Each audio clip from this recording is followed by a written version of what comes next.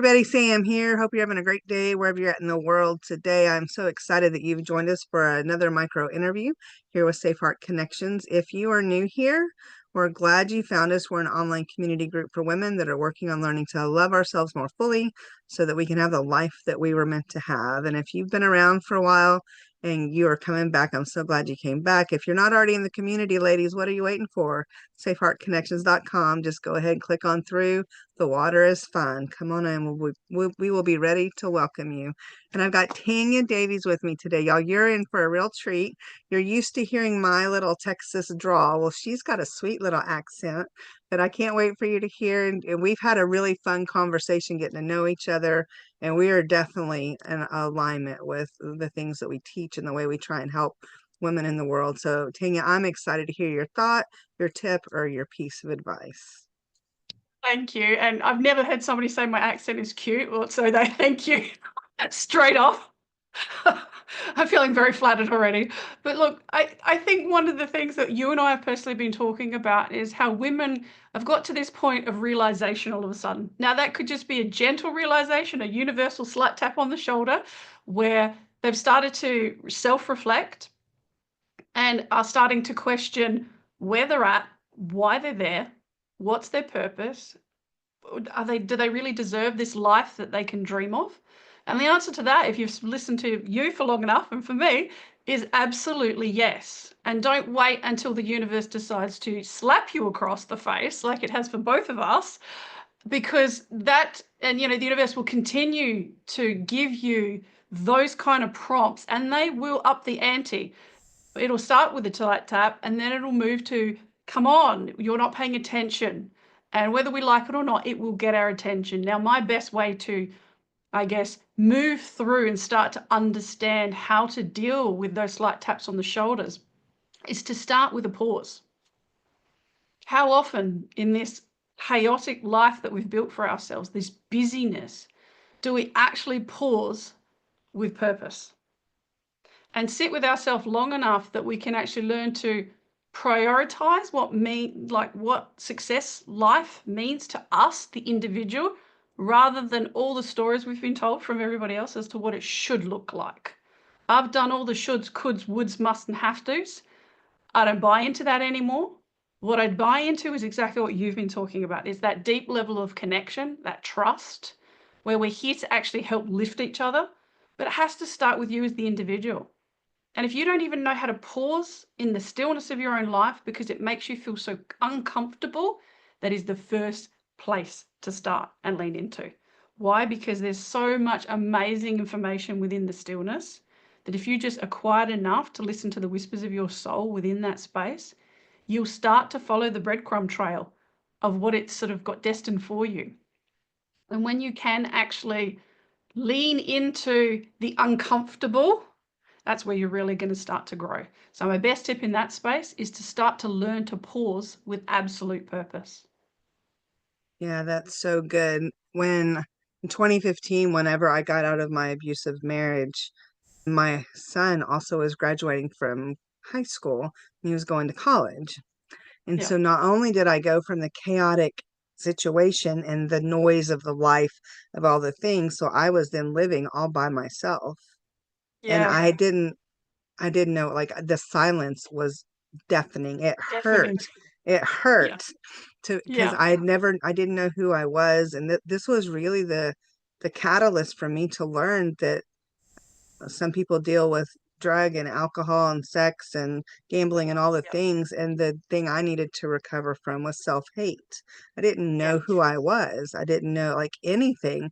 And so to have to be with just me, it was it Yeah. was I hear awful. you. And so but to go from there to where I am now, next week, I'm taking Tuesday, Wednesday, Thursday to go by myself to finish writing a book that I've been working on. And like, I'm like, can I go now? Can I go now? Can I go now?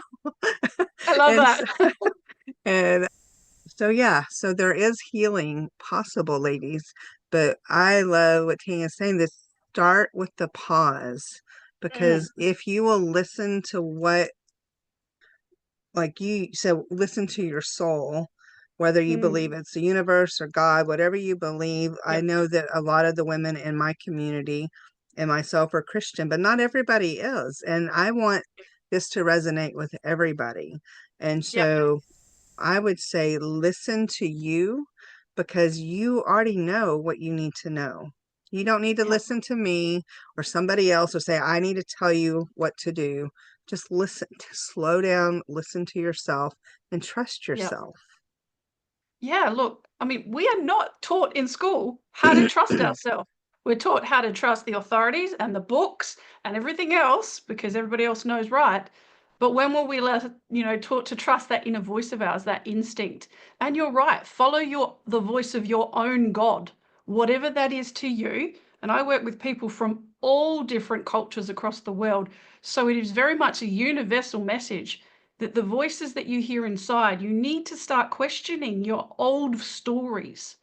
If they're not serving you, I'm going to ask you to strategically slow down long enough that you can actually get a hold of, hang on a minute, that voice, that tonality, you don't get to talk to me like that anymore. Cut it out and then get below that. And yeah, you're right. A lot of the traumas start to show themselves during that stillness, but they're doing that because they need to be healed. And whatever we resist persists. So that you're never going to run from your traumas or your past. You do need to move through it, clean it up. And I can tell you what, on the other side of it, there's such a sense of lightness there. Yeah, I can agree, the lightness. Yeah, and so one of the things that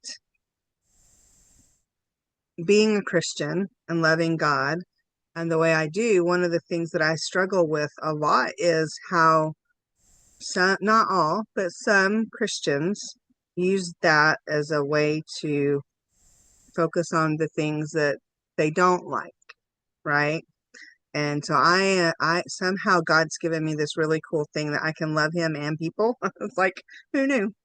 And but the thing is that when if you are doing something because you were taught it as a child and you've not done the self-reflection work to say, this is what I believe, and you're just Yeah. believing what you were told, there's power in being able to go back and say, okay, this is what I was told, whether it's about religion or anything, to say, this is what I was told, and yes, I agree with it, or no, I'm not sure. To be able to have the, what's that word, the agency to make the decision on our own, that's a Mm. beautiful place. Absolutely. I completely agree with you. And it's funny because, a lot of people say trust your gut, okay, because that's the home of your instinct. But if you haven't done the work to clean up your gut, there's a lot of voices coming from that space. Who do you trust? Who do you listen to? And that's where you do want to hold the hand of someone who can guide you through that space. Because none of us, you said it to me earlier today, none of us want to kind of do this alone, nor should you, because that's where it's too easy to run away from our stuff and fall back into that comfort zone.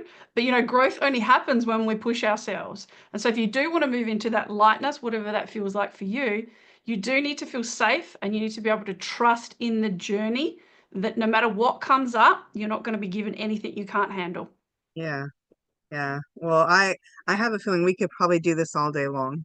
And knowing we want to kind of keep them kind of short, I Yep. what I want to say is just in the few minutes that we've been on for 20 or so minutes or so just chatting before we even Yep. hit record, and I feel your care and your connection and your desire for community, and I would be 100% will like to say, ladies, if you're looking for somebody to kind of begin to hold space for you, reach out to Tanya because you just Thank you. never know. That's ladies, I think by now. This is why I do these things, is because one person will connect with one person versus another.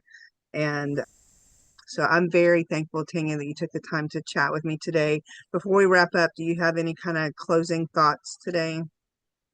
Yeah, look, really, in all honesty, it's time to actually become very strategic with your time. And for me, I'm all about strategically slowing down because that's where it starts. Yeah, that is a mic drop. I'm not even going to try and add to it. I'm sure we will see you again, and I hope you have a wonderful rest of your day.